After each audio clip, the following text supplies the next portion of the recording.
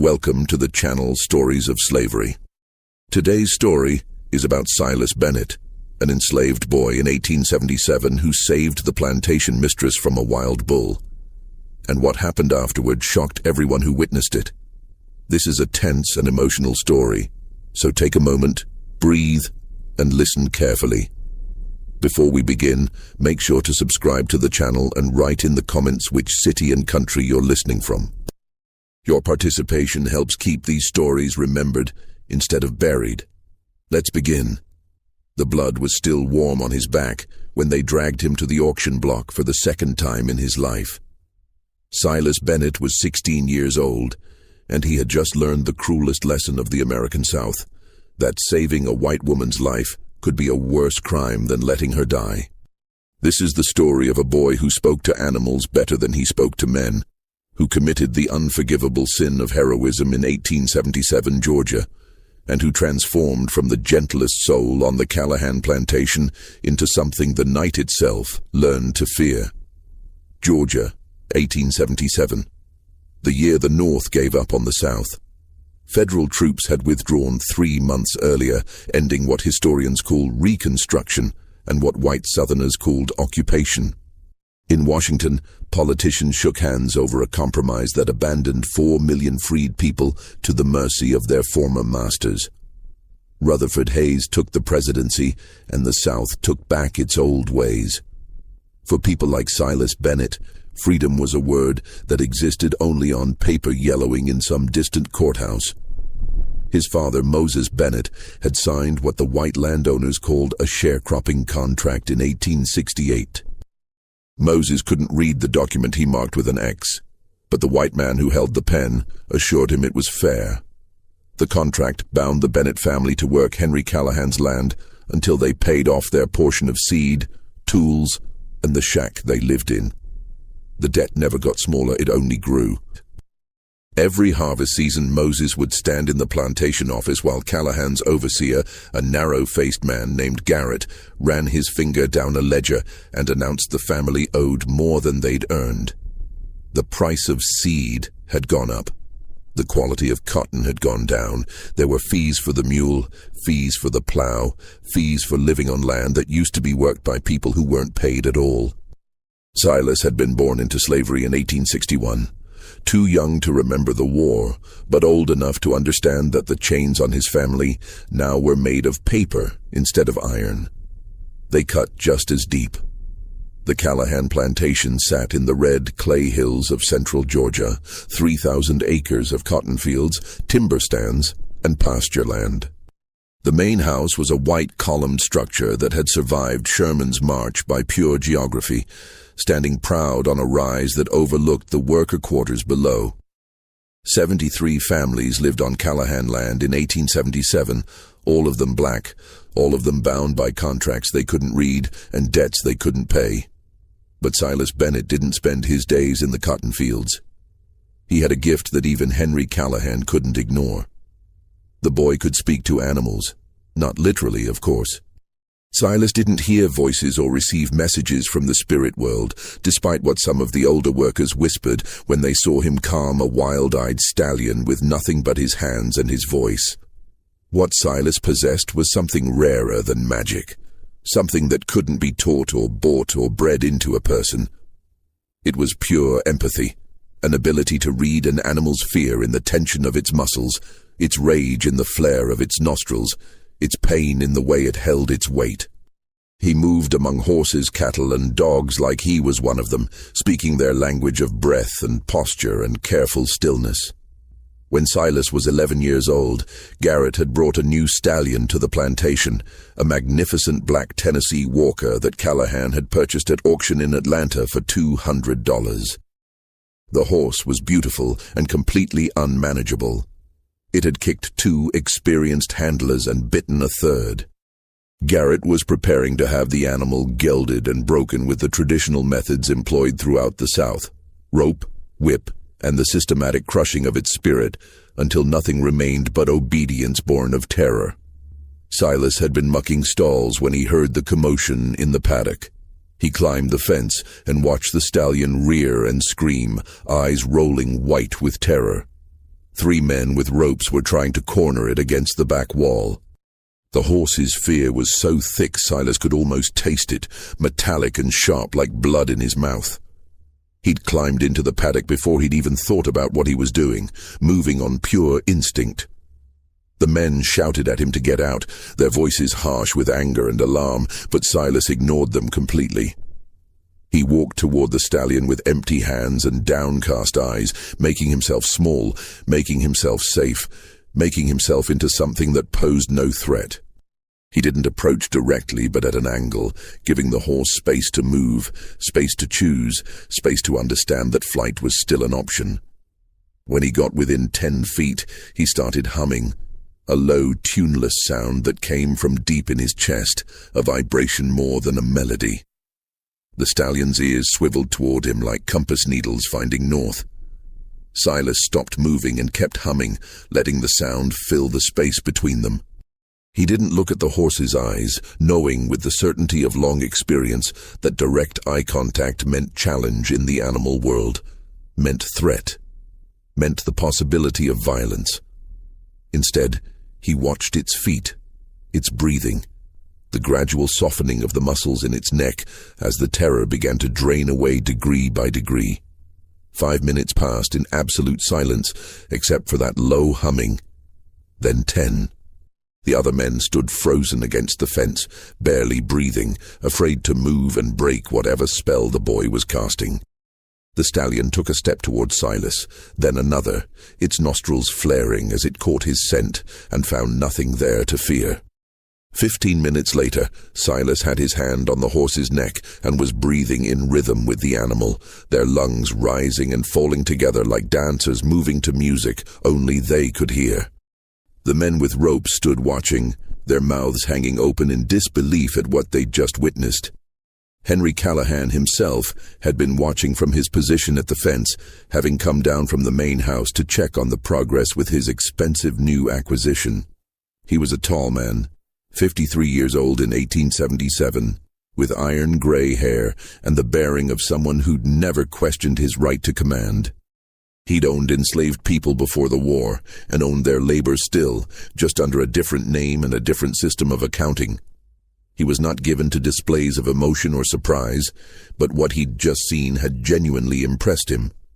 "Well, I'll be damned," he said, his voice carrying clearly in the sudden quiet of the paddock.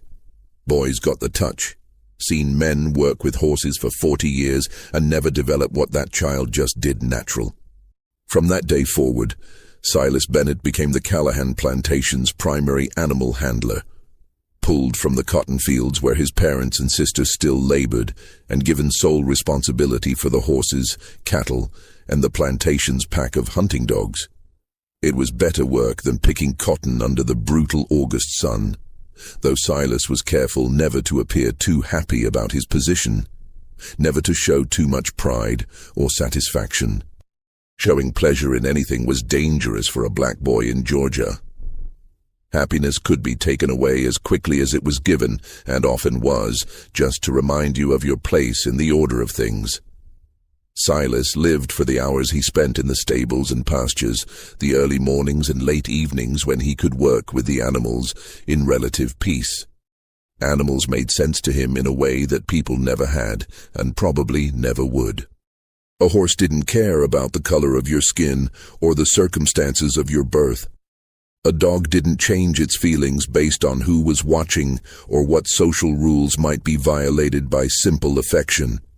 When a cow was frightened, you could see exactly why and address the cause directly, honestly, without having to navigate the complex and often deadly social codes that governed every interaction between black and white in the post-war South. Animals were honest in their needs and clear in their communications. They might be dangerous, certainly, their power and instincts making them potentially deadly, but they were never cruel. They never hurt for the sake of hurting. They never punished you for things you didn't do or couldn't control. The same couldn't be said for men, particularly white men in Georgia in 1877. Garrett, the overseer, watched Silas with the permanent suspicion that white men of his type carried like a weapon, always loaded, always ready to fire.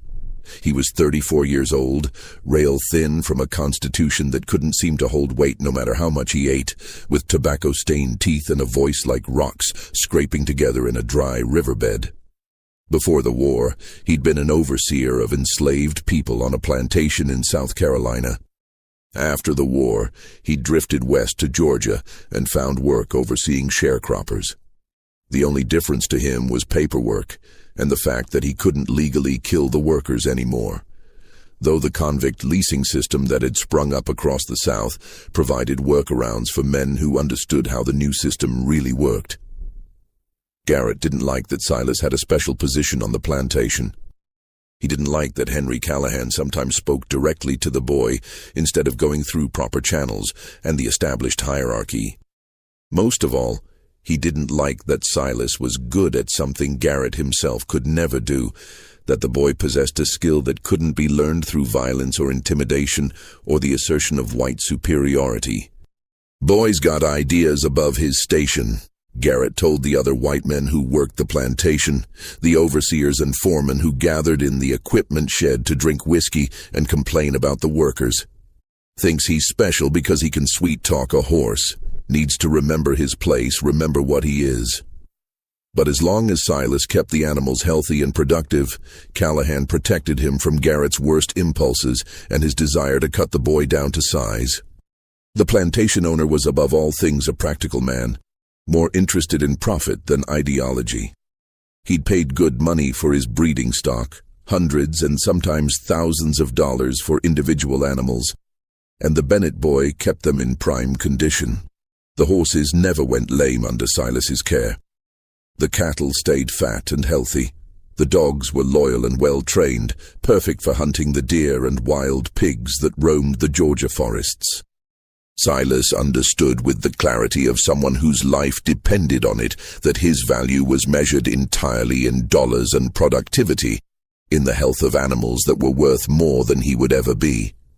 He was careful in everything he did, methodical and quiet and precise. He did his work and kept his head down and made himself as invisible as possible. He'd learned early that being noticed was dangerous unless you were being noticed for something that made your owner money. The other person who noticed Silas, though for entirely different reasons, was Eleanor Callahan. She was 26 years old in 1877, married to Henry Callahan for 8 years, and profoundly lonely, in the way that only women of her class and time could be, isolated by the very privileges that were supposed to make her happy. Eleanor had been raised in Savannah society, the daughter of a cotton merchant who'd survived the war by selling to both sides and asking no questions about politics or loyalty. She'd been educated at a finishing school run by French nuns, trained in piano and watercolors and the elaborate social rituals that governed the lives of Southern ladies. Her days had been filled with calling cards and tea parties and the careful cultivation of marriageable grace. Her marriage to Henry Callahan had been arranged by their fathers over brandy and cigars in a Savannah gentlemen's club, the two men trading their children like shares in a profitable venture. Henry was 43 at the time, 17 years her senior, a widower whose first wife had died giving birth to a stillborn son. He needed a new wife to manage his household and produce an heir to inherit the plantation. Eleanor's father needed connections to Georgia's planter class to expand his business interests. It was a practical arrangement that benefited everyone except possibly Eleanor herself. They were married in Savannah's Cathedral of St. John the Baptist in the spring of 1869, and Eleanor moved to a plantation 30 miles from the nearest town, surrounded by people who had once been enslaved and white men who spoke of nothing but cotton prices and politics and the glorious lost cause of the Confederacy. She had no friends in this new place, no children despite 8 years of marriage and trying, and a husband who treated her with the same distant politeness he showed to dinner guests and business associates. Henry was not cruel to her. He simply had no particular interest in her beyond her function as the mistress of his household and the potential mother of his heirs. When that function remained unfulfilled year after year, his indifference deepened into something close to disappointment. though he never spoke of it directly.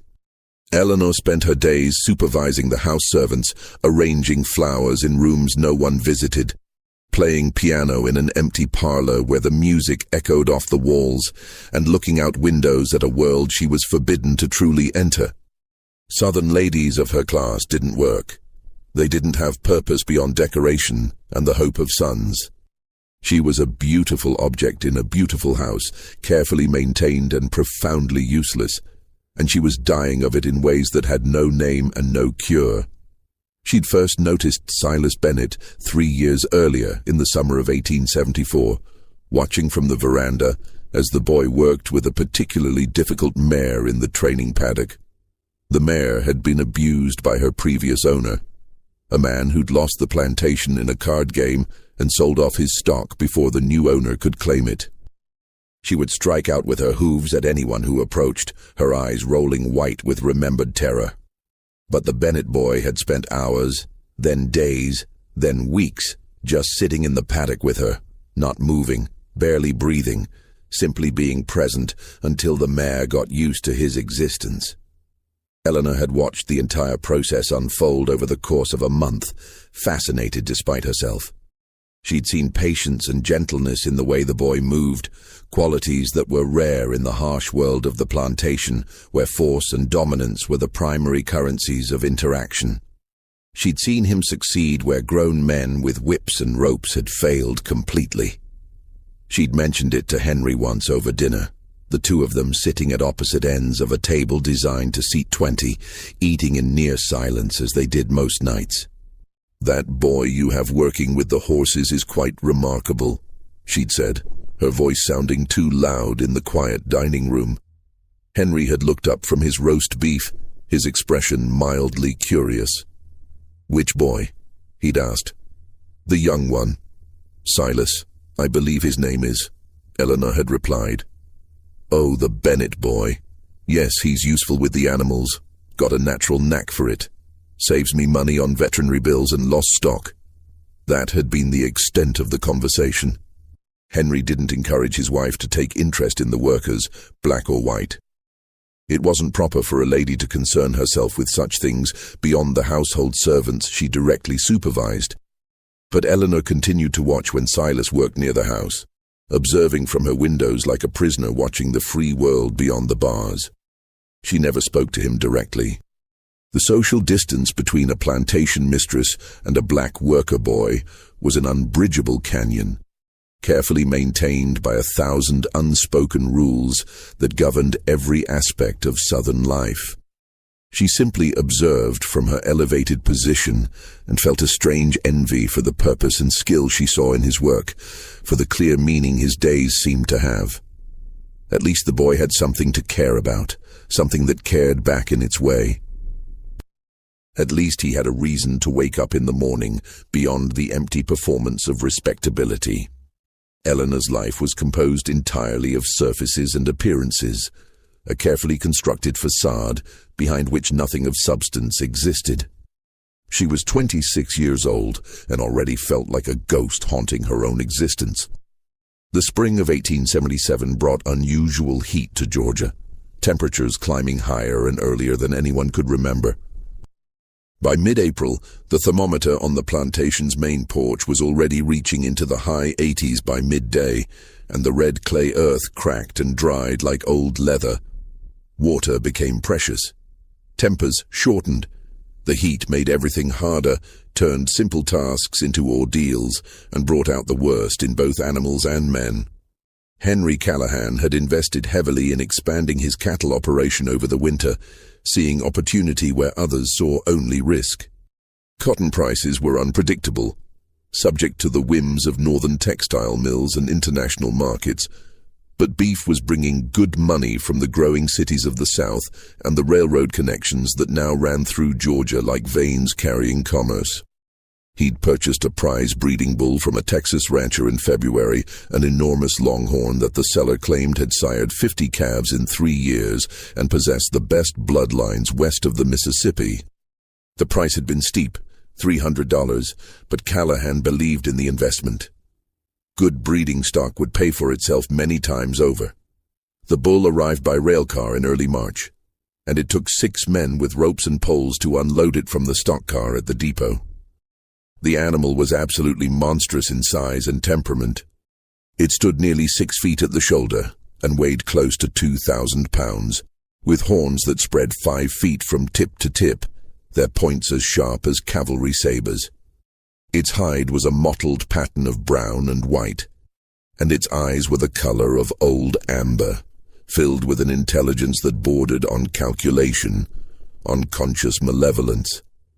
This was not a domesticated animal in any real sense. This was barely contained wildness, power, and rage held in check by nothing but fence posts and the animal's own momentary choice to cooperate. Henry Callahan named it Leviathan, after the biblical sea monster, and the name fit perfectly. Silas had been assigned to manage the bull's integration into the plantation's breeding program, a responsibility that filled him with equal parts pride and terror. It was dangerous work under the best circumstances. Bulls were unpredictable at the best of times, driven by instincts that could turn them from calm to violent in a heartbeat. And Leviathan had the added volatility of being in an unfamiliar place with unfamiliar animals and unfamiliar humans.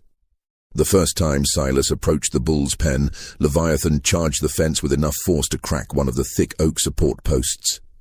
The impact sounded like a gunshot echoing across the barnyard, and Silas had jumped back instinctively, his heart hammering against his ribs like it was trying to escape his chest. He stood at a safe distance and studied the animal for a long time, watching how it moved, how it held its massive head, how it reacted to the presence of the other cattle in adjacent pens. This was not like working with horses. Horses were prey animals, governed by flight instinct and the desire for safety, for the protection of the herd. Bulls were different creatures entirely. They had the confidence of animals that had few natural predators, the arrogance of power. Leviathan didn't fear humans the way horses did. It tolerated them at best and challenged them at worst, seeing them as potential rivals for dominance rather than threats to flee from. Silas spent weeks just observing the bull, learning its patterns and rhythms. He noticed that Leviathan was calmer in the early morning hours, more aggressive in the heat of the afternoon when the sun beat down and the flies swarmed. The bull had already established a hierarchy with the other cattle, and it would posture and bellow to maintain its dominance, but it didn't actually attack if the other animals showed proper deference and submission. It was testing, always testing, looking for weakness or challenge. Slowly, carefully, moving with the patience he'd learned from years of working with difficult animals, Silas began to enter the bull's space. He never approached directly, never made sudden movements, never did anything that could be interpreted as a challenge or threat. He would enter the large paddock that held Leviathan and several cows, moving along the fence line, giving the bull plenty of room to observe him and make its own choices. He'd scatter feed in the troughs, and then retreat immediately. Approach and retreat, always predictable, always slow, always giving the animal time to adjust to his presence. By late April, after nearly 2 months of this patient work, Silas could work in the same paddock as Leviathan without incident. The bull had learned that the boy was not a threat and not a rival, that he represented food and water and the opening of gates to better pasture. They had reached an understanding, a working relationship based on routine and predictability. But understanding was not the same as trust, and Silas never forgot for a moment that wild animals could turn in a heartbeat, that all his careful work could be undone by a single wrong move or an unexpected sound. The morning of April 28, 1877, started like any other morning on the Callahan plantation. Silas woke before dawn in the one-room cabin he shared with his parents and younger sister Maya.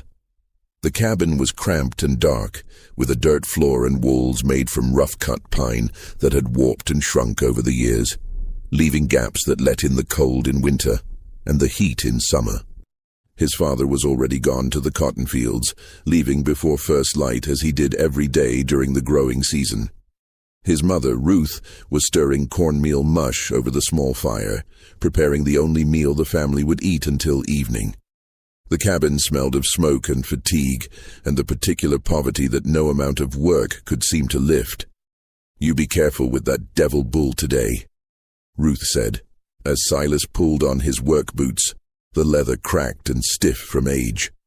She said the same thing every morning, and every morning Silas gave the same response, the ritual as much a part of their routine as the meal she was preparing.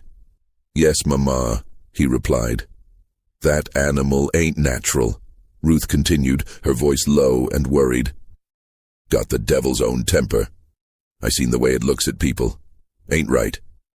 I'm careful, Mama. I know what I'm doing." Ruth turned from the fire and looked at her son, really looked at him in the dim light of early morning. At 16 he was already taller than she was, with his father's broad shoulders and her own dark eyes. He'd grown into someone she hardly recognized sometimes, transformed from the child she'd nursed through fevers and hunger into a young man who moved through the dangerous world of the plantation with careful grace and quiet competence. "I know you are, baby," she said softly. "But careful don't always matter when you dealing with beasts and white folks.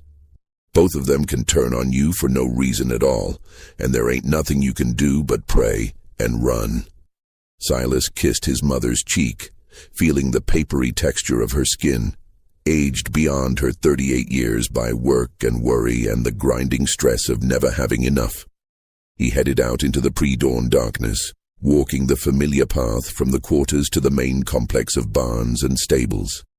His breath misted in the cool air, and somewhere in the distance he could hear roosters beginning to crow, announcing the coming day. The world was quiet in that brief window between night and morning, and Silas loved this time above all others.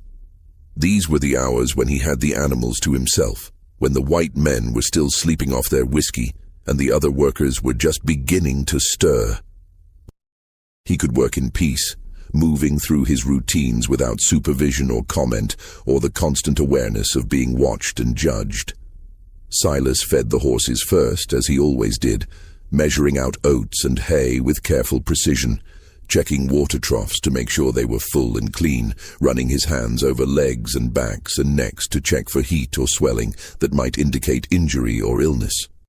Then he moved to the cattle pens, counting heads to make sure none had escaped or died during the night, looking for any signs of sickness or distress in the herd. When he reached Leviathan's paddock, he stopped and felt his stomach drop. The bull was standing in the center of the enclosure, absolutely motionless, its massive head lowered almost to the ground. Something was wrong. Silas could see it in the animal's posture, in the way it was holding its weight. He approached the fence carefully, moving slowly, and studied the bull from a safe distance. Leviathan's breathing was labored, its sides heaving with each breath. Foam flecked its muzzle, hanging in white strings. One of the rear legs was held at an odd angle, not bearing full weight, suggesting injury or pain. Silas's mind raced through possibilities, running down the mental checklist he'd developed over years of animal care. Injury from the fence, snakebite, poison from bad feed or contaminated water. He needed to get closer to assess the problem properly. But Leviathan in pain would be even more dangerous than usual.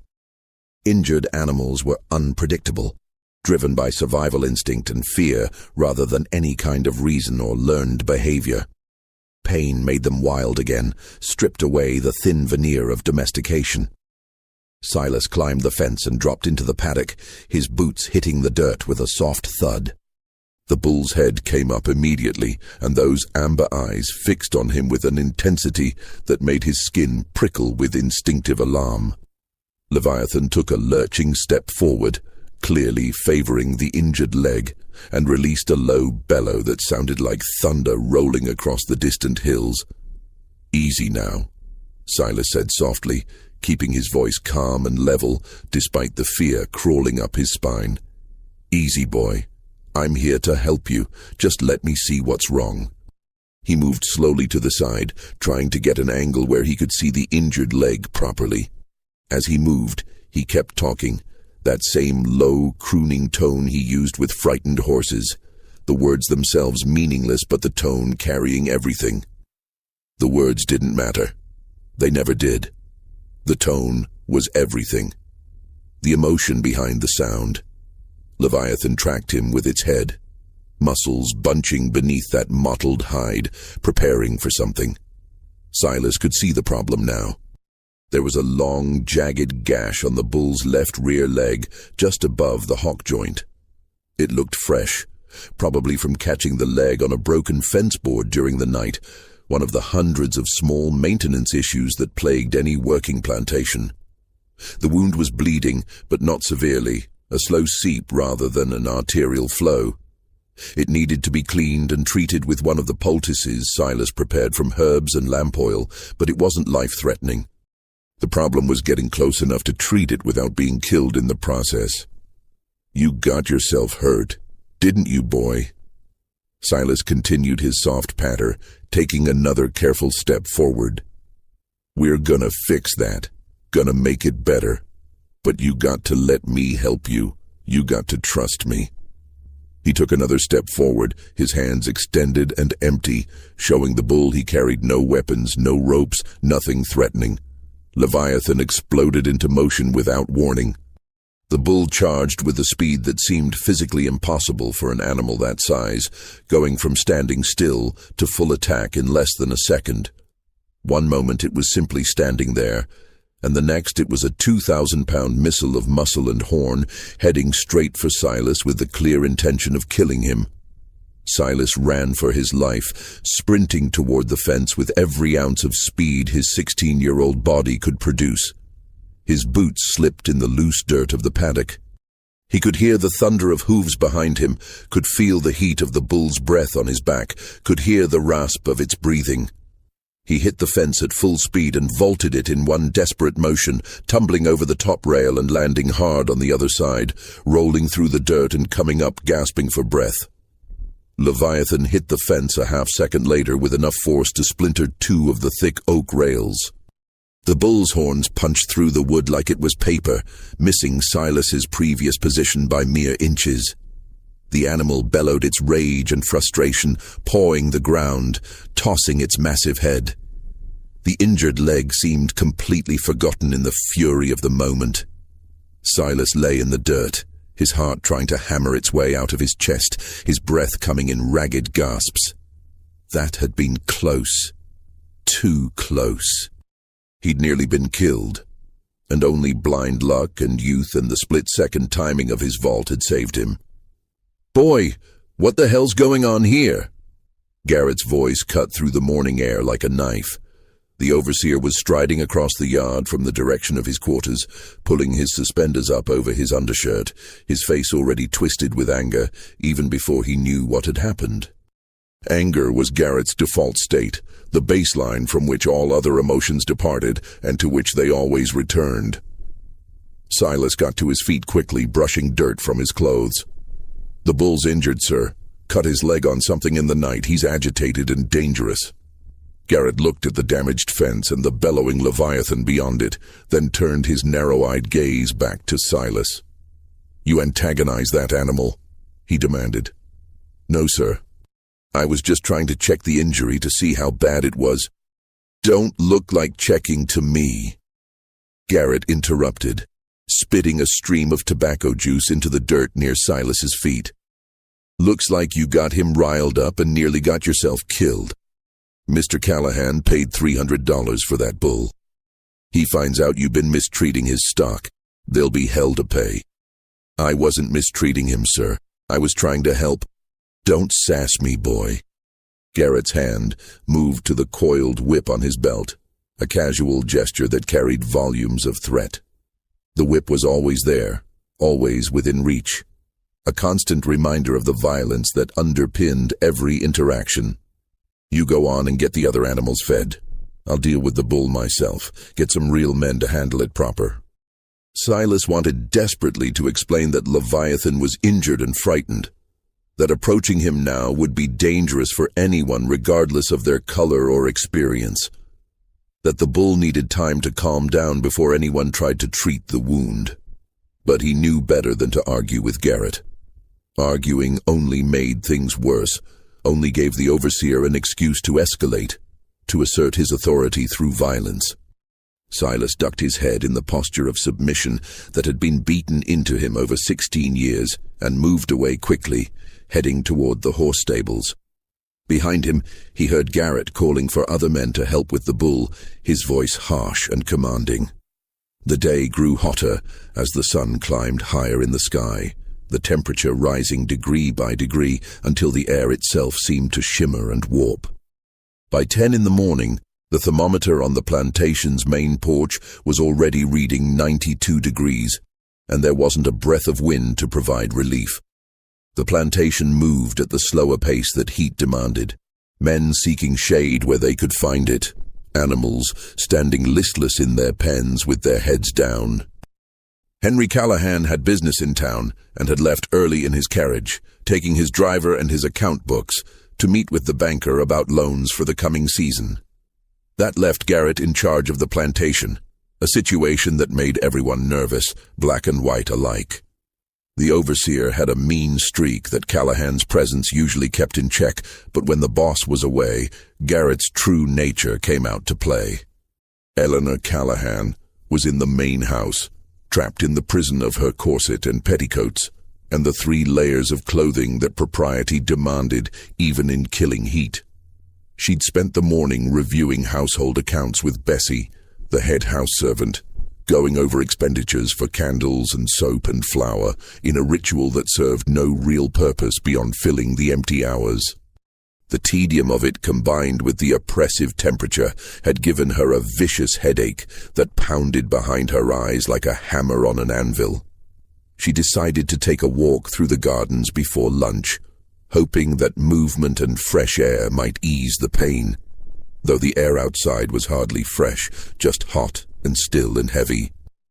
The gardens on the Callahan plantation were Eleanor's one creative outlet, the single area where Henry allowed her full control and didn't question her decisions or expenditures. She'd spent years developing them, importing rose bushes from Charleston and azaleas from Savannah, creating intricate paths and carefully planned beds that provided color from early spring through late fall. It was a small sanctuary of beauty in the harsh landscape of the plantation, a place where she could pretend for a few minutes that she was something more than an ornament in her husband's house. She walked the shaded paths between flowering beds, her parasol providing meager relief from the brutal sun. She was thinking about nothing in particular, her mind mercifully empty of the usual junhuan of worry and loneliness and regret, when she heard the commotion from the direction of the cattle pens. Men's voices raised in alarm and panic, the sound of wood splintering and crashing, and beneath it all a roar that made the ground vibrate beneath her feet, a sound of pure animal rage that triggered something primal in her hind brain. Eleanor's headache disappeared instantly, replaced by a spike of pure adrenaline that made her heart race and her breath come short. She knew that sound. She'd heard Leviathan bellow before during feeding times when the bull was establishing dominance over the other cattle. But this was different. This was not a challenge or a warning. This was fury.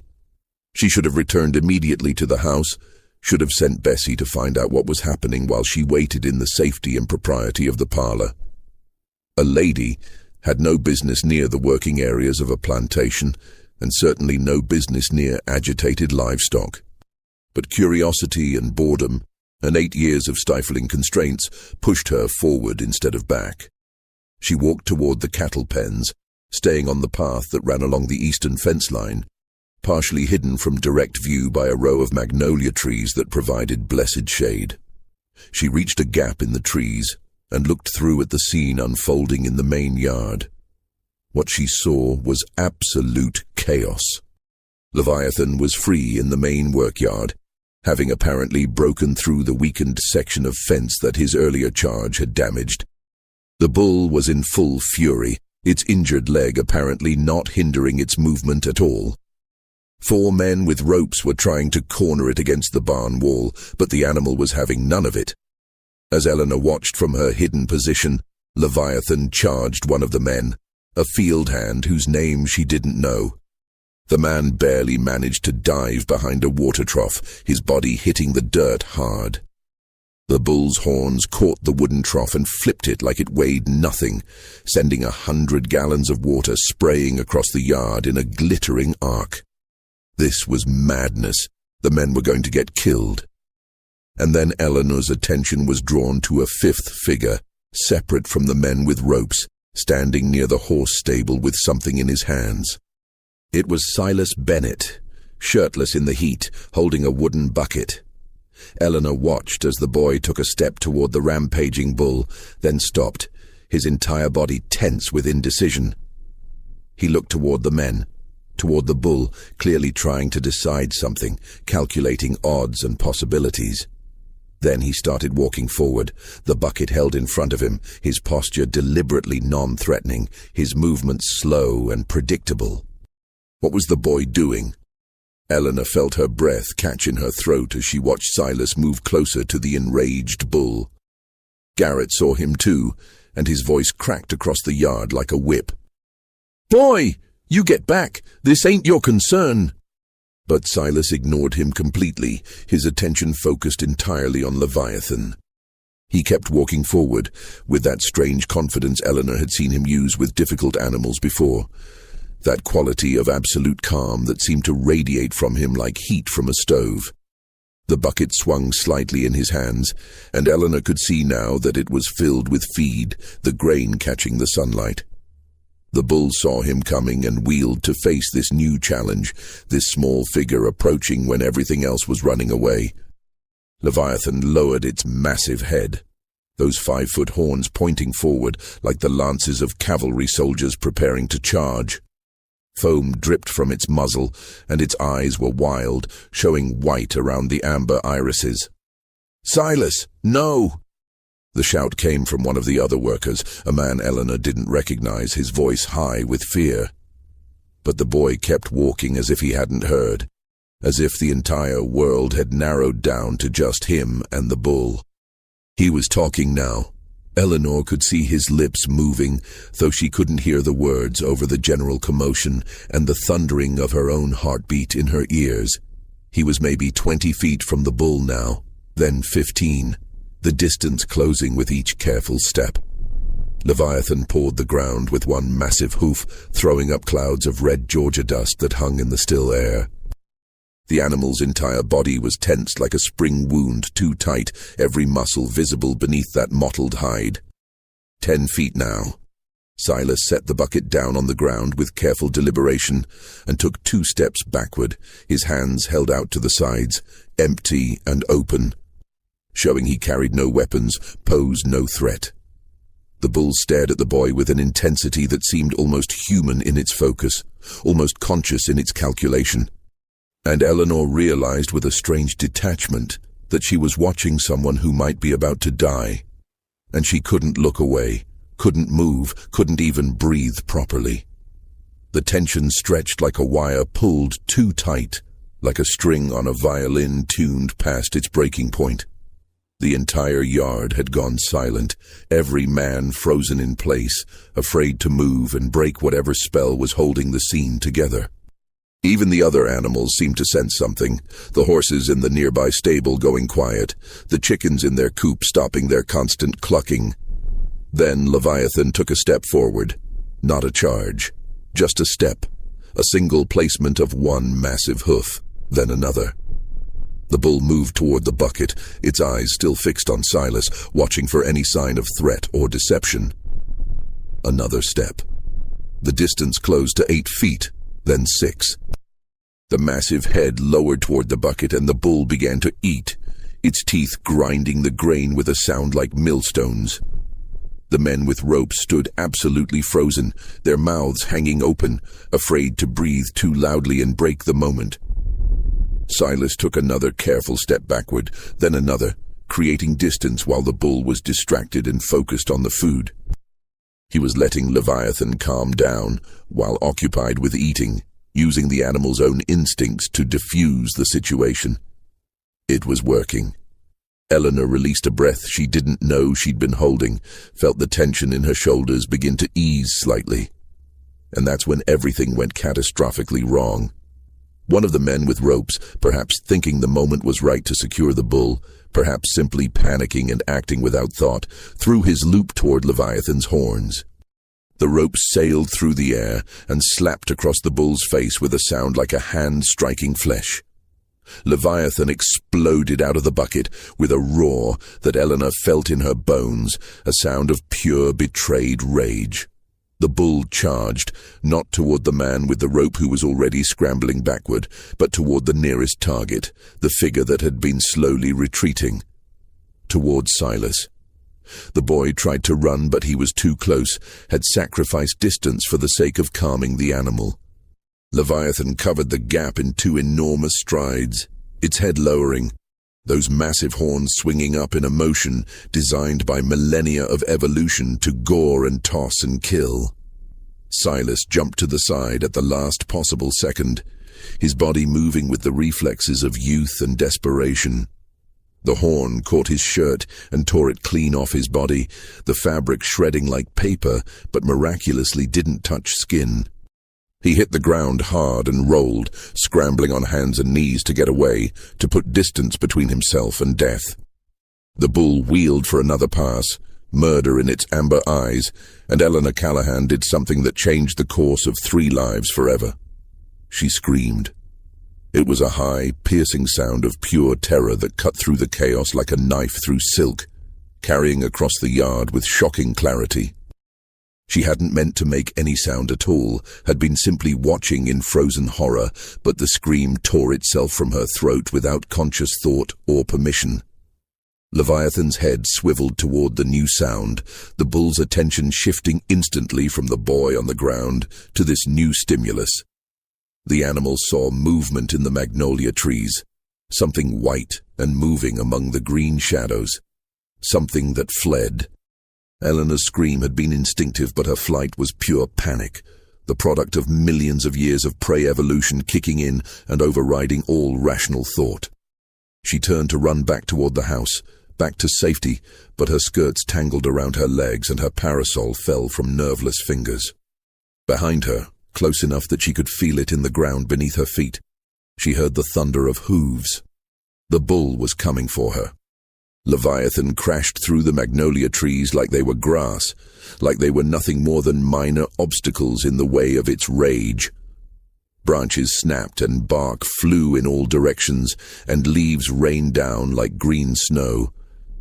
Eleanor could hear it gaining on her with every stride, could hear the wet rasp of its breathing and the sound of its hooves hitting the earth like hammers. She was going to die. The thought came with absolute clarity and a strange calm that settled over her terror. She was going to die out here in the gardens she'd spent years cultivating, killed by an animal because she'd been stupid enough to scream, to draw attention to herself. Her foot caught on a root hidden beneath the grass and she fell, hitting the ground hard enough to drive all the air from her lungs in an explosive gasp.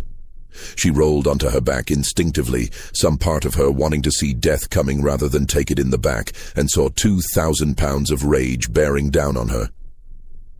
The bull was so close she could see individual details with terrible clarity. The blood-red veins in the whites of its eyes, the foam and saliva dripping from its muzzle, the wicked sharp points of those horns that were about to punch through her body and pin her to the Georgia clay like a butterfly in a collector's case. Time slowed to individual heartbeats, to the space between seconds. And Eleanor found herself thinking about her mother in Savannah, about the piano in the empty parlor, about all the things she'd never done and never would do now. And then something slammed into Eleanor from the side with enough force to knock her sideways, driving her out of the path of Leviathan's charge. She caught a confused image of dark skin and terrified eyes, and realized it was Silas Bennett throwing his body between her and the bull, grabbing her around the waist with both arms and rolling them both toward the massive trunk of an ancient oak tree. Leviathan's horn caught Silas's shoulder as they moved, the point slicing through skin and muscle, opening a gash that immediately welled with bright arterial blood. But the boy's momentum carried them clear of the main impact. They slammed against the oak tree trunk as the bull thundered past, unable to stop its charge, its hooves tearing up great chunks of earth. Eleanor lay on the ground with Silas's body half covering hers, his blood dripping onto her white dress in spreading crimson flowers. Her ears were ringing, and her heart was trying to break through her ribs, and she couldn't seem to form a coherent thought beyond the simple fact that she was alive when she should be dead. The boy pushed himself up on his arms, looking down at her with wide eyes that showed more white than brown. "Ma'am, are you hurt? Ma'am, can you hear me?" His voice came from what seemed like a great distance, muffled and strange. Eleanor couldn't speak. She could only stare up at this 16-year-old boy who had just risked his life to save hers, whose blood was dripping onto her dress from the wound in his shoulder, whose hands had touched her in ways that would scandalize every person on this plantation. Behind them, Leviathan had wheeled around and was preparing for another charge, pawing the ground, lowering its head. The bull had tasted violence now and wanted more, wanted to finish what it had started. "Stay down," Silas said, his voice suddenly calm despite the terror Eleanor could see in his eyes. He pushed himself to his feet, swaying slightly, and stepped away from Eleanor, putting his body between her and the charging bull once again. What happened next would be told and retold in the quarters for years to come, growing with each telling until it took on the quality of legend, of myth, of something that couldn't possibly be true, but was witnessed by too many people to deny. Silas Bennett, shirtless and bleeding, his shoulder torn open and streaming blood down his chest, stepped away from the oak tree and walked directly toward the charging bull. He spread his arms wide, making himself as large as possible, and from somewhere deep in his chest he produced a sound that Eleanor had never heard a human throat make before. It was a roar, primal and terrifying, the sound of a creature refusing to be prey, refusing to submit, refusing to die. It carried across the yard and seemed to shake the very air, seemed to make the ground vibrate with its intensity. And Leviathan, impossibly, miraculously, stopped. The bull pulled up short, maybe 10 feet from Silas, its head swinging back and forth in confusion. This prey that should run was instead advancing. This small creature was making the sounds of a predator, of something that challenged rather than fled. Silas held his ground, still making that terrible roaring sound, his arms still spread wide, his body language broadcasting dominance and threat and absolute refusal to yield. The bull took a step backward, then another, the fight visibly draining from its massive body. Silas advanced, still roaring, the sound continuous and unwavering, pulled from some well of courage or desperation that Eleanor couldn't begin to understand. Leviathan backed away from him, the rage fading from its eyes, replaced by something else. Uncertainty. Recognition. This was the human who brought food and water, the human who moved slow and safe, the human who was part of the herd hierarchy. The bull stopped retreating and simply stood there, its sides heaving with exertion, foam still dripping from its muzzle. Silas stopped roaring. He lowered his arms slowly, carefully, and took a deep breath that made his whole body shudder. "Easy now," he said, his voice returning to that familiar calm tone despite the blood still streaming from his shoulder. "Easy, Leviathan. It's done. It's over. You're all right now." The men with ropes were approaching cautiously now, moving slowly, ready to act if needed, but clearly hoping they wouldn't be. Silas walked up to the bull and placed his hand on the massive head, right between those deadly horns, in a gesture of such casual bravery that it made Eleanor's breath catch all over again. Leviathan allowed the touch, even leaned into it slightly, seeking the comfort of familiar contact. "Good boy," Silas whispered, so quietly that Eleanor almost didn't hear it from her position on the ground. "Good boy. I know you're scared. I know it hurts. We're gonna help you now."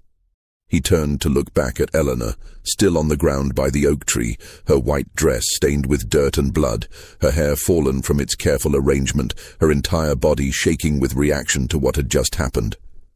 Their eyes met across the distance, and for a moment that stretched into something beyond time, they were just two people who had survived something terrible together. Not mistress and worker, not white and black. Not the carefully maintained categories and hierarchies that governed every aspect of Southern life. Just two humans who had looked at death and somehow impossibly lived to speak of it. Then the moment shattered like glass under a hammer. "What in the name of God is happening here?" Garrett's voice cracked across the yard with the force of a thunderclap. The overseer came running through the trampled magnolia grove, his narrow face purple with rage or heat or both, his hand already moving toward the pistol at his belt. He took in the scene with eyes that saw only what he expected to see, what he'd been trained by culture and prejudice to see. Eleanor Callahan on the ground, her dress disarrayed and torn, her hair loose and wild, her pale skin marked with dirt. Silas Bennett standing over her, shirtless and bloodied, close enough to touch her, his hands that had just been on her body still stained with her blood and his own. The bull calm beside him, the crisis apparently over. Garrett's hand closed on his pistol and pulled it from the holster in one smooth motion. The gun came up and pointed directly at Silas's chest, the barrel unwavering. "Step away from Mrs. Callahan, boy, right now. Do it slow." Silas's hands went up immediately in the universal gesture of surrender, the movement so automatic it might have been carved into his bones after 16 years of surviving in a world where hesitation could mean death. "Sir, I was just trying to help her. The bull was charging and I said step away." Garrett's voice rose to a shout, spittle flying from his lips. "You think I'm blind? You think I can't see what's in front of my face?" Silas moved back quickly, his hands still raised, his eyes fixed on the gun that could end his life with a single twitch of Garrett's finger. The other men were gathering now, drawn by the commotion, forming a rough circle around the scene. White men from the fields, overseers and foremen, their faces hard with suspicion and anger. They saw what Garrett saw.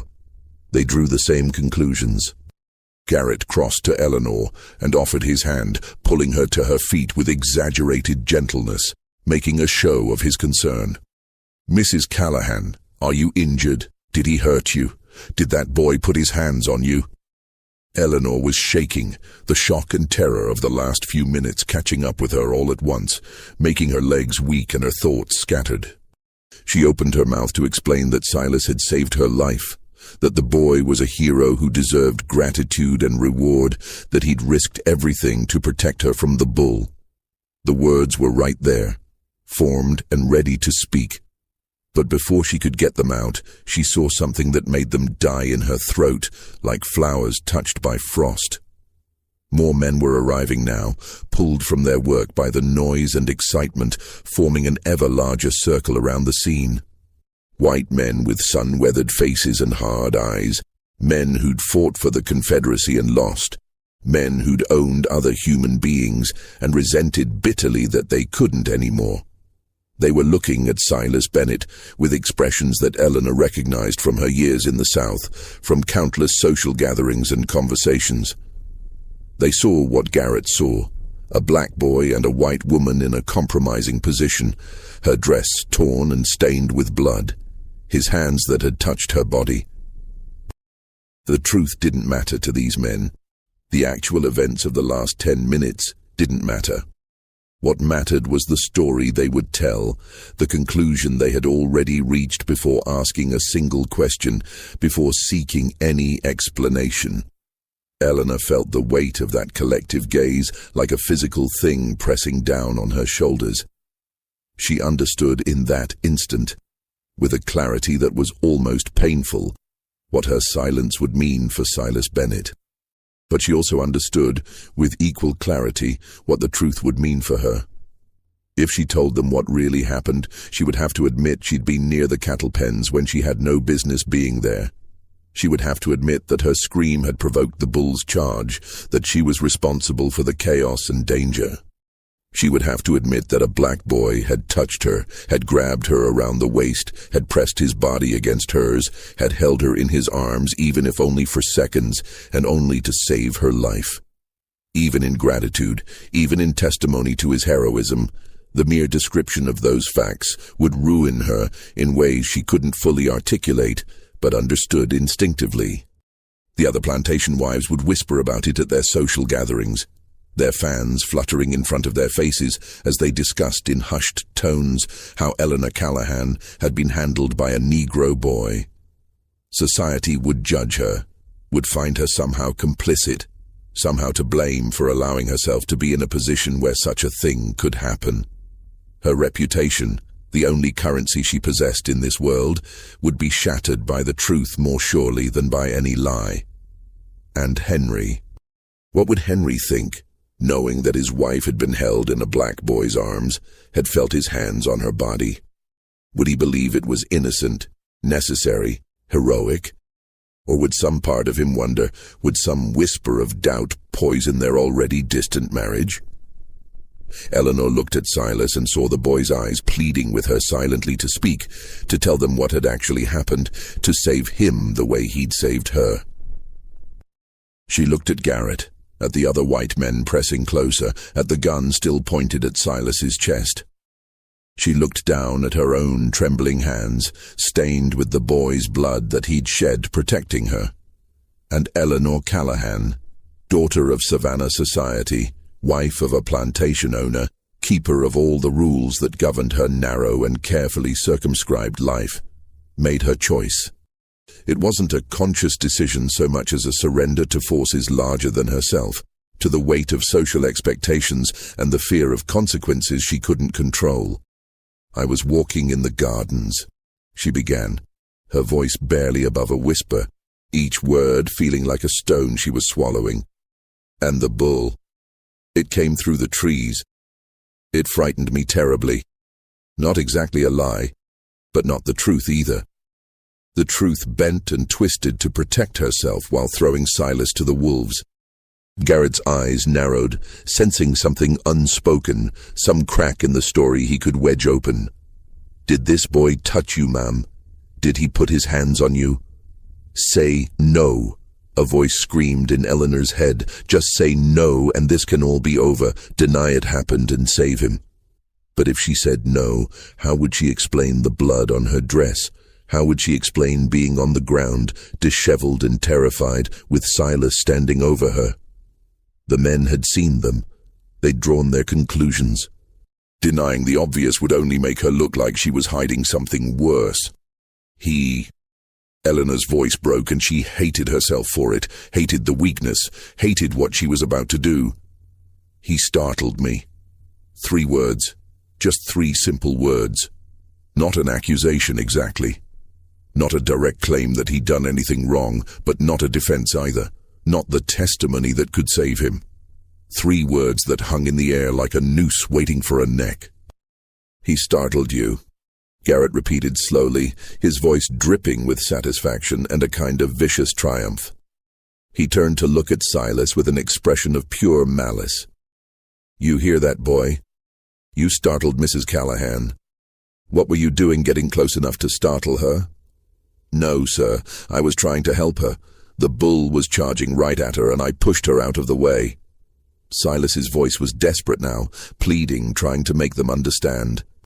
"You shut your goddamn mouth," Garrett snarled, taking a step toward him with the gun still raised.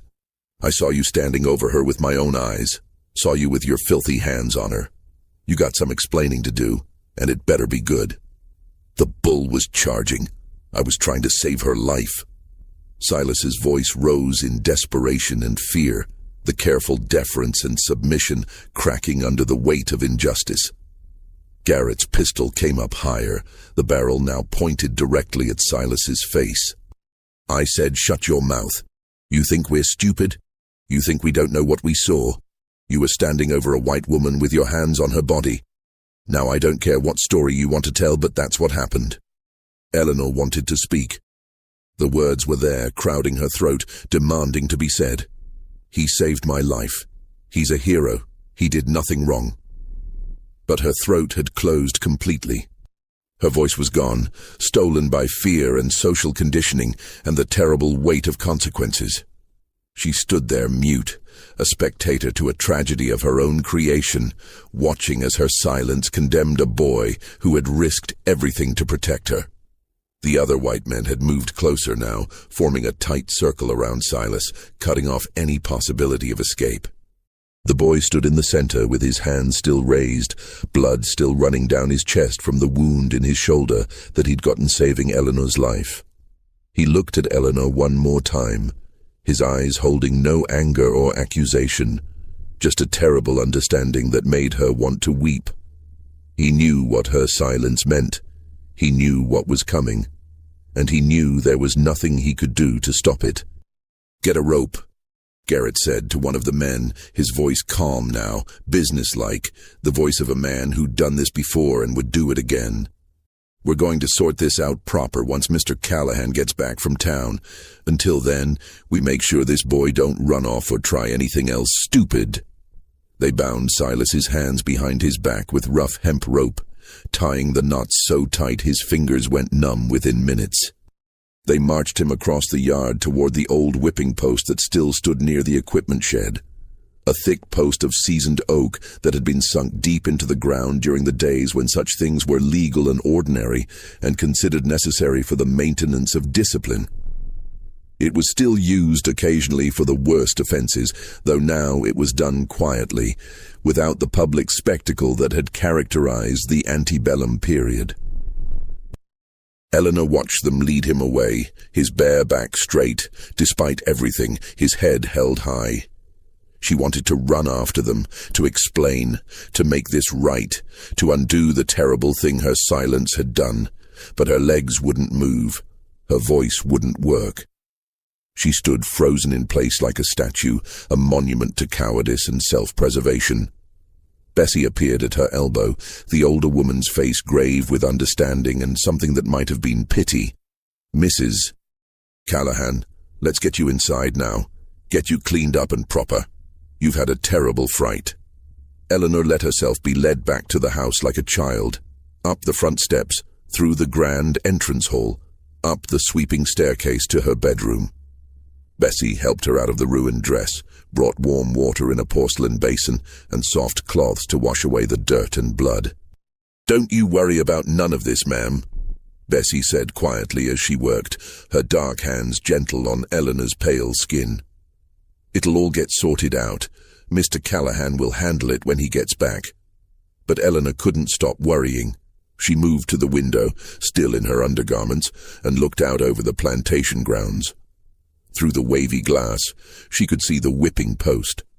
Could see Silas tied there in the full sun, still bare-chested, the wound in his shoulder still bleeding slowly, the blood dark against his skin.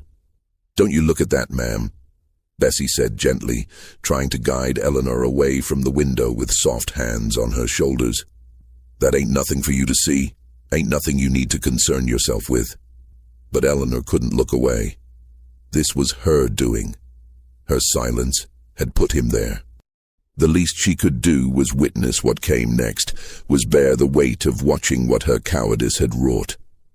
She stood at the window in her undergarments, not caring about propriety anymore, and watched as Garrett paced in front of Silas like a predator circling wounded prey. The overseer was waiting for Henry Callahan to return from town, building his case in his mind, preparing his story, deciding how to present this situation to maximum advantage. A story where Silas Bennett was the villain instead of the hero. A story where Eleanor's silence had condemned a boy who had saved her life. A story where truth mattered less than the preservation of the social order that kept white men in power and black men in chains, whether those chains were made of iron or debt or the constant threat of violence. The afternoon sun beat down on the red Georgia clay with merciless intensity, the temperature climbing past 95 degrees. Silas stood tied to the post with no shade, no water, the sun baking his skin and the flies swarming around the wound in his shoulder. In the distance, thunder rumbled as a storm built over the western hills, but it would arrive too late to provide any relief, too late to wash away what had been done on this terrible day. Eleanor watched from her window and felt something break inside her, some foundation of her self-image cracking under the weight of what she'd done. She'd always thought of herself as a good person, kind and compassionate, better than the cruel, slave-owning society she'd been born into. But when the moment came to prove it, when it cost her something to tell the truth, she'd failed completely. She'd traded a boy's life for her reputation, and both of them would have to live with that choice for whatever time remained to them. Henry Callahan returned to his plantation at 4 o'clock in the afternoon, his carriage kicking up clouds of red dust on the long drive from town. He'd spent the day negotiating with the banker about loans for the coming season, and had secured favorable terms. He was in good spirits, thinking about the expansion of his cattle operation, about the money that Leviathan and his offspring would bring in over the coming years. He noticed the unusual number of men gathered near the equipment shed as his carriage rolled past. Noticed Garrett standing like a sentry near something at the center of the group. Callahan climbed down from the carriage and walked toward the gathering with long strides, his boots crunching in the dry dirt. "What's all this?" he asked, his voice carrying the automatic authority of a man accustomed to command. Garrett stepped forward, his face carefully arranged in an expression of concern and righteous anger. "Mr. Callahan, sir, we've had an incident, a serious incident involving the bull and Mrs. Callahan." Callahan's expression changed instantly, the good humor draining away. "Is Eleanor hurt? Where is she?" "She's in the house, sir. She's shaken up but not seriously injured, thank the Lord. But there's something you need to know about what happened." Garrett proceeded to tell his version of the story, a carefully edited narrative that emphasized Silas standing over Eleanor with his hands on her, that suggested impropriety and took advantage of the confusion, that painted the boy as an opportunist at best and something worse at worst. He made no mention of the bull charging Eleanor, no mention of Silas throwing himself between her and death, no mention of the heroism that had preceded the scene Garrett had witnessed. Callahan listened with a face like stone, his jaw muscles working, his hands clenching and unclenching at his sides. When Garrett finished, Callahan walked over to where Silas was tied to the post. The boy's head came up as he approached, hope flaring briefly in his eyes before dying just as quickly. "You're going to tell me exactly what happened," Callahan said, his voice dangerously quiet. "And you're going to tell me the truth, boy, because I'll know if you're lying." Silas took a breath, his throat dry from hours in the sun without water. "Sir, the bull broke free. It was injured and wild. It charged Mrs. Callahan and I pushed her out of the way. I was trying to save her life, sir. That's all I was doing. I swear it on my mother's life." Callahan studied him for a long moment, his eyes searching Silas's face for deception. "And you put your hands on my wife to do this?" "Yes, sir. I had to. The bull was going to kill her. I pushed her toward the tree and took the hit on my shoulder instead."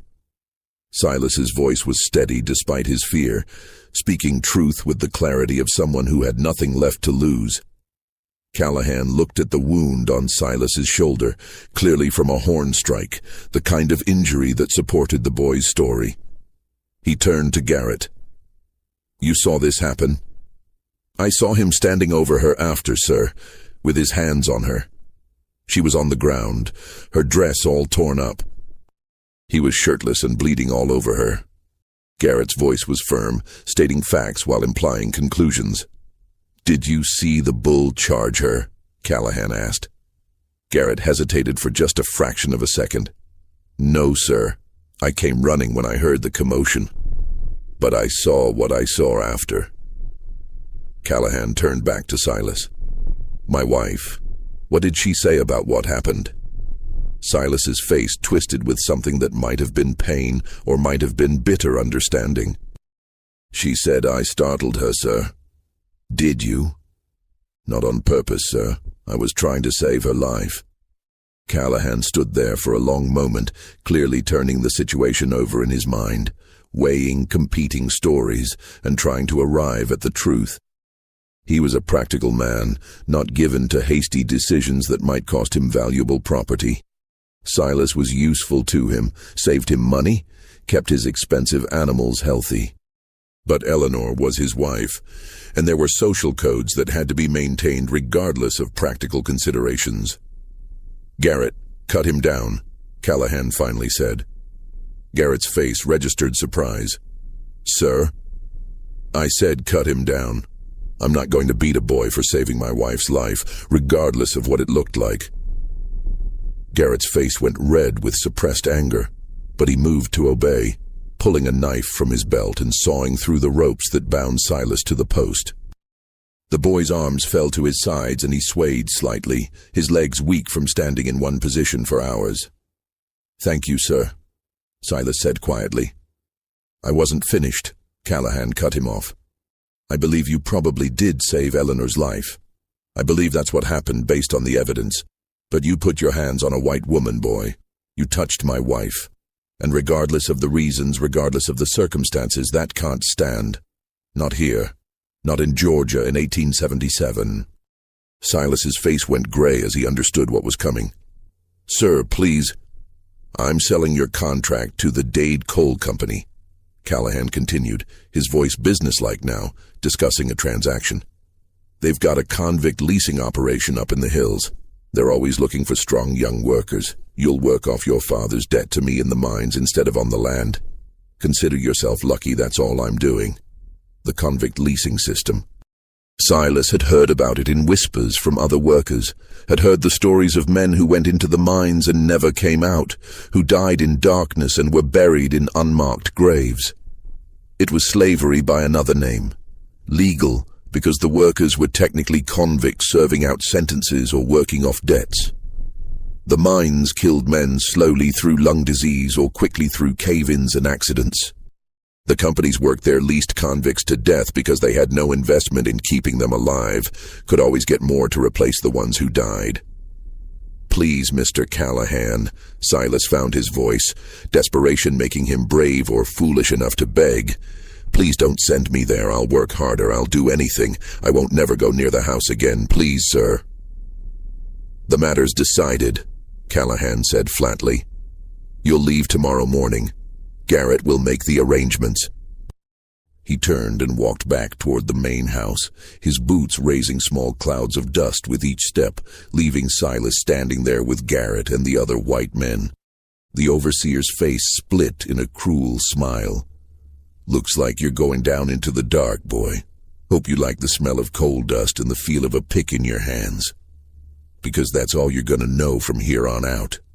The men untied Silas completely and shoved him toward the quarters, telling him to get his things together, to say his goodbyes, to prepare for a journey he wouldn't be returning from.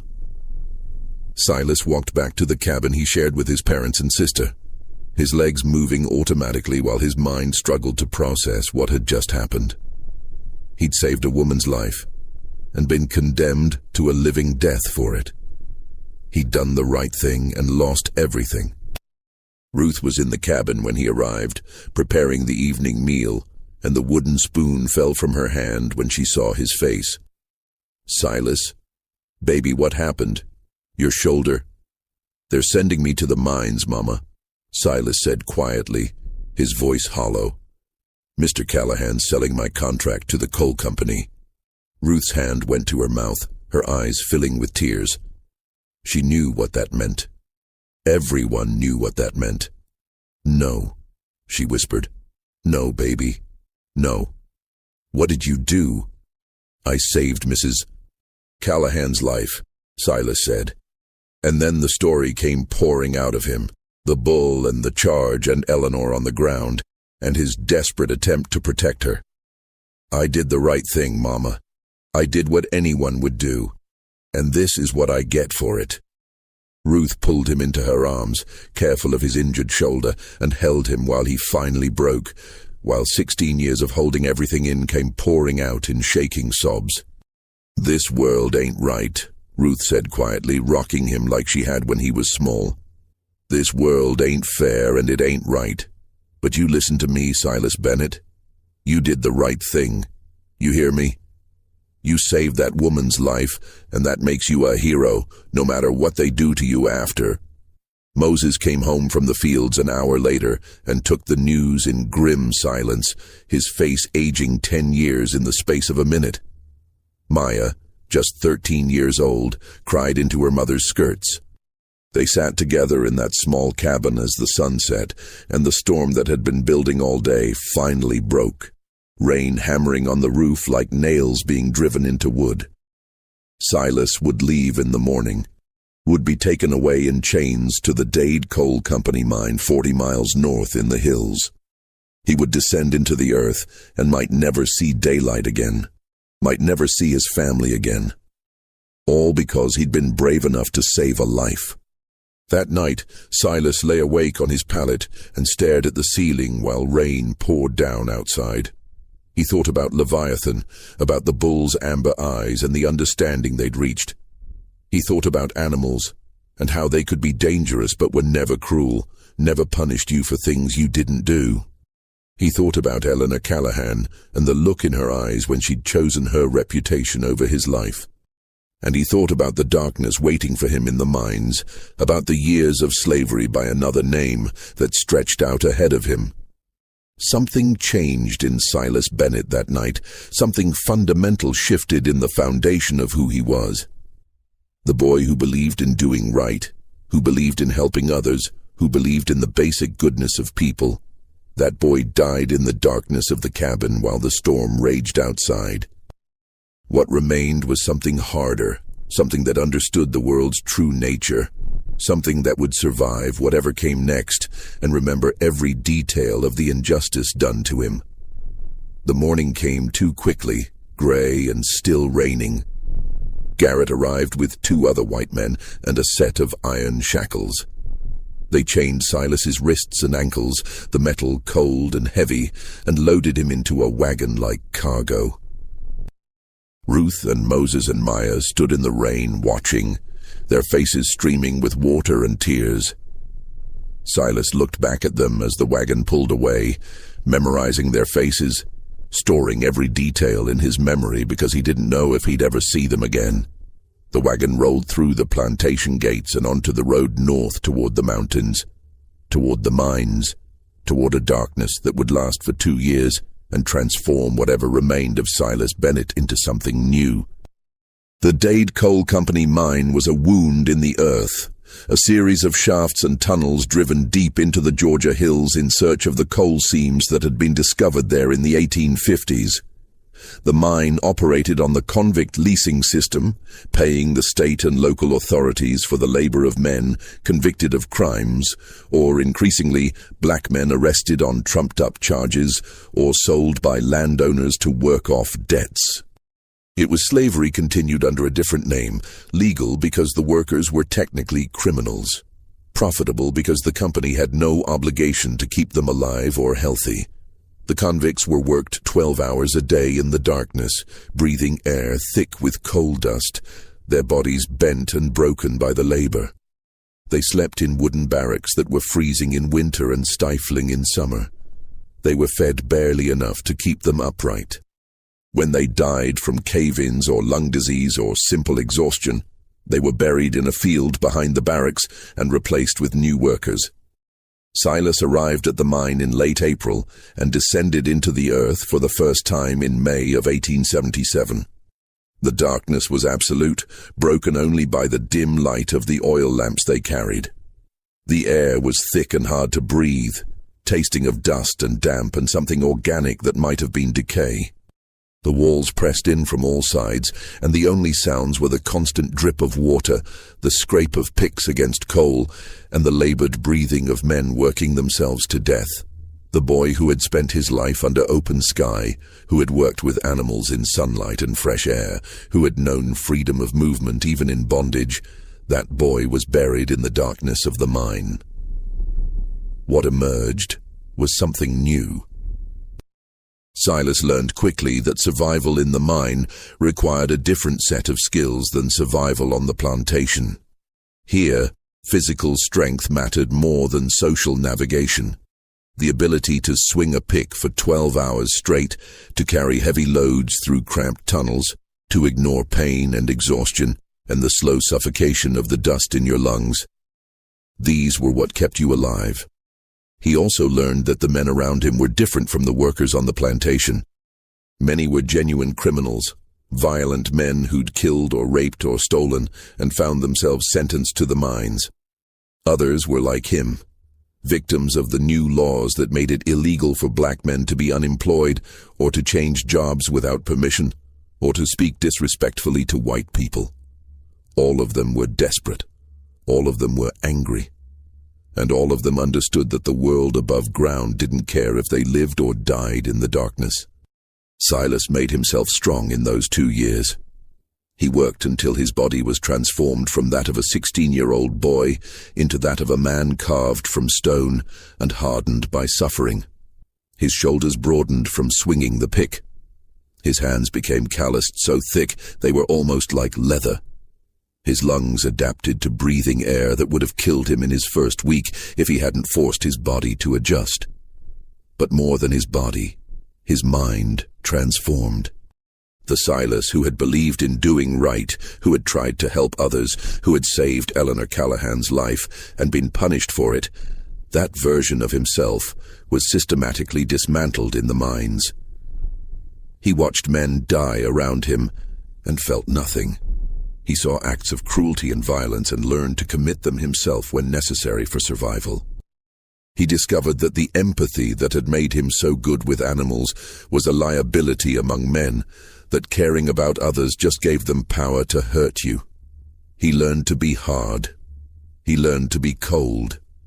He learned to survive by any means necessary, and to forget about concepts like justice or fairness or reward for doing right. In the second year, there was a cave-in on the western shaft. 15 men died in an instant when the support timbers gave way and tons of earth and rock came crushing down. Silas was in that shaft, deep in the tunnel, when he heard the rumble and felt the ground shake. He ran toward the entrance while the roof came down behind him, the tunnel collapsing in a wave of destruction. He was 10 feet from being crushed when the last support gave way. He made it out into the main chamber just as the entrance to the western shaft sealed itself with fallen rock and timber. The other survivors stared at the collapsed tunnel and knew that everyone deeper in was dead, buried in an instant, their bodies entombed in the earth forever. The mine supervisor, a white man named Crenshaw, who treated the convict workers with open contempt, came down to assess the damage. He looked at the collapsed shaft and did some quick arithmetic in his head. "Write those 15 off the books," he told his assistant. "We'll need to requisition 15 more from the county to replace them." 15 men dead, dismissed with the same consideration one might give to broken tools or worn-out equipment. Silas stood there covered in coal dust and felt something snap inside him, something that had been bending under increasing pressure for 2 years, finally broke completely. That night, lying in his bunk in the barracks, Silas made a decision. He would escape. He would get out of this place or die trying. Staying meant certain death anyway, just drawn out over years instead of minutes. But before he left, before he disappeared into the world above, he had unfinished business. The opportunity came 2 months later. There was another partial collapse in the eastern shaft, nothing as bad as the disaster that had killed 15 men, but enough to create confusion and panic. In the chaos of evacuation and rescue efforts, Silas simply walked away from his work gang. He moved deeper into the mine instead of toward the surface, taking one of the side tunnels that connected to the old abandoned sections. He knew these tunnels from his 2 years of work, knew which ones connected to natural cave systems that opened onto the surface miles from the main mine entrance. He'd been planning this route for weeks, memorizing every turn and junction. The mine bosses would assume he'd been buried in the collapse. They'd write him off as dead, just another number to be replaced. By the time they realized he was missing, he'd be long gone. Silas emerged from a cave opening 3 miles from the mine on a summer night in 1879. He was 20 years old, looked 30, and felt 100. He stood in the darkness breathing fresh air for the first time in 2 years and felt nothing. No relief, no joy.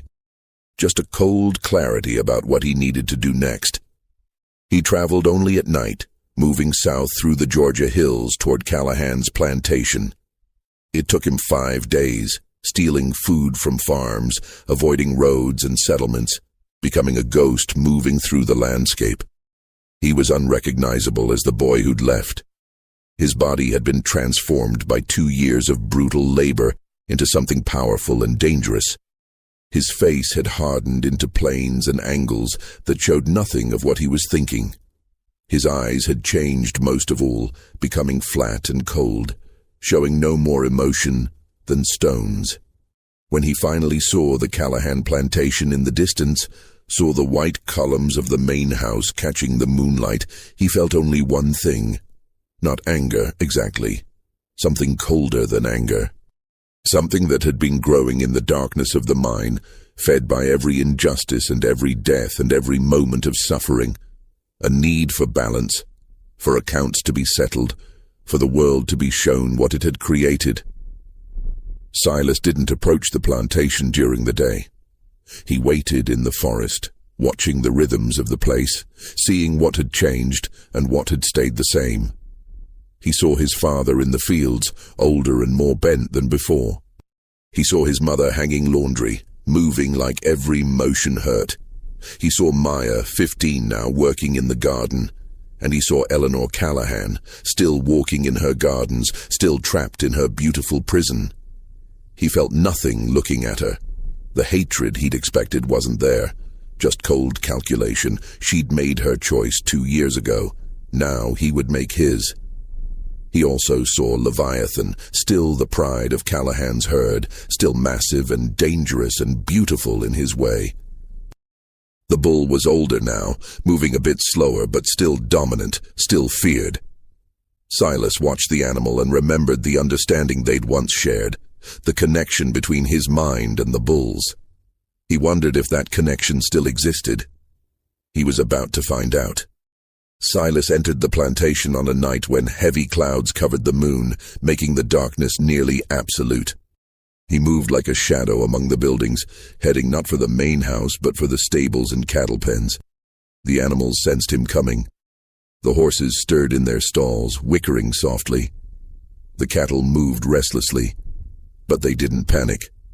Some part of him that had survived the mines, some remnant of the boy he'd been, still carried that quality that made animals trust him. He went to Leviathan's pen first. The bull was awake, standing in the center of the paddock as if it had been waiting for him. Silas climbed the fence and dropped into the pen, and the bull's head came up, nostrils flaring as it caught his scent. For a long moment, boy and bull regarded each other across the darkness. Then Silas started walking forward and began to speak in a voice that was his own and not his own, roughened by coal dust and screaming in the mines. "Remember me, old friend?" he said quietly. "Remember the boy who used to bring you food, who used to speak to you soft? That boy died in the dark, but part of him's still here." Leviathan took a step toward him, then another. The bull's amber eyes caught what little light there was, glowing faintly. Silas reached out and placed his hand on the massive head, right between the horns where he'd touched the animal for the last time 2 years ago. "I need you to remember something else," Silas continued, his voice dropping even lower. "Remember that day. Remember running. Remember the fear and the rage. I need you to remember how that felt. Because tonight, old friend, tonight, you're gonna run again." And then Silas did something he'd never done before. Instead of calming the bull, instead of soothing its fears and easing its tensions, he began to do the opposite. He began to remind Leviathan of every moment of stress and pain, of the injury that had started everything, of the fear when men with ropes had surrounded it. He spoke to the animal's rage instead of its calm, fed its aggression instead of quieting it. The bull's breathing changed, becoming faster, harsher. Its muscles tensed beneath Silas's hand. The animal began to remember, and with the memory came the emotion that had driven it mad 2 years before. Silas moved from pen to pen, opening gates, removing bars, whispering to each animal. He didn't free them immediately. He arranged them, positioned them, created a herd that he could direct. The horses were nervous but followed his commands. The cattle milled but stayed grouped, and at the center of it all was Leviathan, building toward an explosion like a storm-gathering force. When everything was ready, when all the pieces were in place, Silas climbed up into an old oak tree that grew near the main house. From his perch in the branches, he had a clear view of the front of the house, of the windows that glowed with lamplight. He could see movement inside, shadows passing behind curtains. Henry Callahan, preparing for bed. And Eleanor, in her room on the second floor, probably sitting at her window looking out at the grounds as she so often did. Silas pulled a piece of metal from his pocket, a fragment of chain he'd carried from the mines. He threw it with all his strength at Leviathan's flank. The metal struck the bull's hide with a sharp crack that echoed across the yard. Leviathan exploded. The bull that Silas had been carefully winding up, filling with remembered rage, erupted into violent motion. It charged the fence of its pen, smashing through the weakened boards that Silas had partially sawed through earlier. The other cattle, already nervous from Silas's manipulation, panicked and followed. The horses broke from their loosened stalls. In seconds, a stampede of terrified animals was thundering across the plantation yard toward the main house. The ground shook with the impact of their hooves. The noise was tremendous, a rolling thunder that grew louder with each second. Lights came on in the windows of the main house. Silas heard shouting, heard people running. He watched from his perch in the tree as Henry Callahan appeared on the front porch in his nightshirt, trying to understand what was happening. Then Leviathan hit the front steps of the house. The bull took them in one massive leap, its horns lowering as it crashed through the front door like it was paper. The other animals followed, driven by panic and the momentum of the herd, flowing into the house like a flood of flesh and fury. The screaming started immediately. Eleanor's voice high and terrified, cutting through the chaos. Henry's voice shouting orders that no one could hear or follow. The sounds of furniture being smashed, of glass breaking, of hooves on hardwood floors never meant to bear such weight. Silas watched it all from his tree, his face showing nothing. This was not hot rage. This was cold accounting. This was the world being shown what it had created when it took a boy who helped and healed and turned him into something that destroyed. The cattle rampaged through the first floor of the house, driven by terror and the confined space and Leviathan's rage. The bull was everywhere, using its horns to smash everything in its path, attacking furniture and walls and anything that moved. Silas heard Eleanor scream again, heard her calling for help. He heard Henry trying to get to her, heard his curses as the cattle blocked his path. And Silas sat in his tree and felt nothing. She'd had a chance to help him once. She'd chosen silence. Now he chose the same. The destruction lasted maybe 10 minutes before the animals found their way back out of the house through the shattered doors and windows. They scattered across the plantation grounds, wild and impossible to control. Leviathan was the last to emerge, the bull's white hide stained with blood from a dozen cuts it had sustained, smashing through the house. The animal stood in the ruins of the front porch and bellowed its triumph, a sound that carried across the entire plantation. Silas climbed down from his tree as the first gray light of dawn began to touch the eastern sky. He walked past the shattered remains of the main house's entrance, past the overturned furniture and broken glass. He heard weeping from the second floor but didn't look up. He walked to the road that led away from the plantation, moving with the steady pace of someone who had nowhere in particular to go, and all the time in the world to get there. Behind him, the Callahan plantation descended into chaos as workers emerged from their cabins to find the main house destroyed and the animals scattered. They would find blood, but no bodies.